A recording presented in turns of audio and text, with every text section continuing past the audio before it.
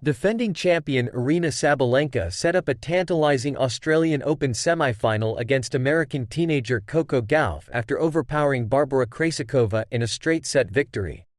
Sabalenka's 6-2, 6-3 win confirmed a repeat of September's thrilling US Open final, in which Gauff came back from a set down to win a first major title. Gauff, 19, scraped past Ukraine's Marta Kostyuk in 3 sets in Melbourne. The American made 51 unforced errors but won 7-6, 8-6, 6-7, 4-7, 6-2. Belarusian Sabalenka, who claimed her maiden slam triumph on Rod Laver Arena 12 months ago, hit 20 winners and broke Czech 2021 French Open champion Krejcikova's serve 6 times in a devastating quarterfinal display.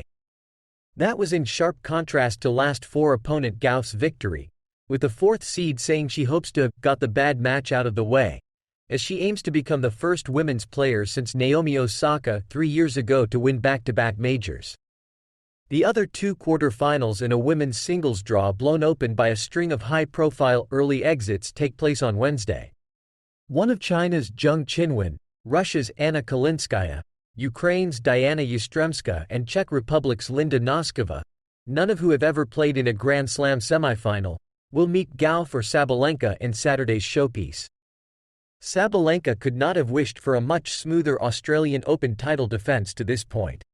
The 25-year-old is yet to drop a set at Melbourne Park this fortnight, conceding just 16 games in 5 matches on her way to the last 4 and not losing more than 3 games in any single set. She took just 71 minutes to dismiss 9th seed Krejcikova, the longest she has been kept on court at this year's tournament, before she prepares to exact revenge on Gauff. The 2nd seed was already up a double break in the opening set by the time Krejcikova landed a first blow, momentarily reducing the deficit to 4-2 before a fired-up Sabalenka struck for a 3rd time.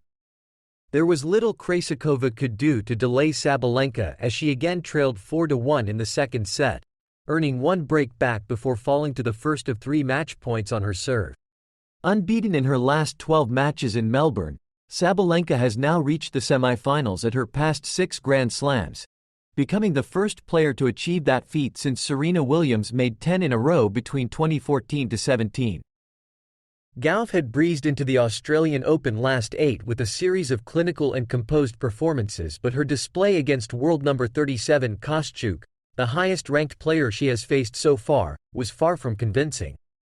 Both players looked tight and tense in a match where they made 107 unforced errors in a total of 246 points. Gauff, who hit just 17 winners in comparison to her 51 unforced errors, fought back from 5-1 down in the first set but failed to serve out the second. The 3-hour contest featured 16 breaks of serve and Gauff took 9 of them, including 3 in the decider, to progress. "I think it was definitely a C game. I didn't play my best tennis but really proud that I was able to get through the match," said Gauff, who had never previously gone beyond the 4th round in Melbourne. "Hopefully I got the bad match out of the way and I can play even better." The teenager has looked a different proposition over the past 6 months, playing with more confidence and trust in her ability under the guidance of renowned coach Brad Gilbert. Showing more faith in her previously shaky forehand has been a key factor in her renaissance after a chastening first-round exit at Wimbledon last year, since when Gauff, unbeaten at the start of the 2024 season, has lost only 4 matches. But that old failing reappeared, particularly in a 2nd set in which Gauff admitted she became a little bit passive, and she had to dig deep to find a way past Kostyuk. Kostyuk, 21, was playing in her first major quarterfinal and says she is proud of a run she hopes will remind people of the ongoing Russian invasion of Ukraine. "I was texting with some people from Ukrainian capital city, Kyiv. I said, 'How is it? How are you guys?' They said, 'Well, we were looking between your score and where the missiles are flying,'" Kostyuk said. "It's very exhausting to live in this state. The war is still there. It's not gone."